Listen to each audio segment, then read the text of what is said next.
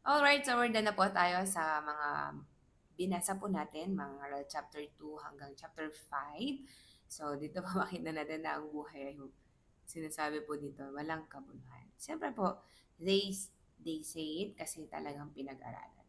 So, ibig sabihin po, lahat ng mga ginagawa natin, sometimes, no, hindi natin alam na lahat yun mawawalang kabuluhan. So, one thing that I've uh, put in mind na napanood ko rin po kasi yung mga interview kay Manny Pacquiao and nakaka-bless po siya. And ang sabi niya is, ang maiiwan lang talaga yung legacy.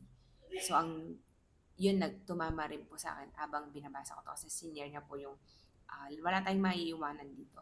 Ibig sabihin, wala tayong madadala. We will, nabuhay tayo o naipanganak tayong wala at mamamatay tayong wala ring dala. So that's true, that's life po, no? And God give us those privilege naman na uh, magpakasaya sa lahat ng pagpapaguran po natin. So let's enjoy the life, amen po ba? And never worry. Ibig sabihin, do not waste your life worrying and competing to one another. But you need to ask yourself, what legacy, no? Ano po yung iiwanan natin? What kind of life yung gusto natin maalala nila every time na pag-uusapan nila yung buhay natin.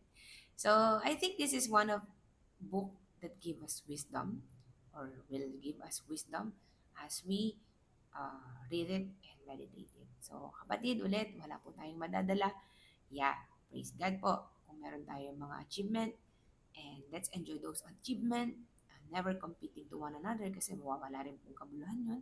At we are here to enjoy life at lahat ng mga binigay ng Lord sa atin.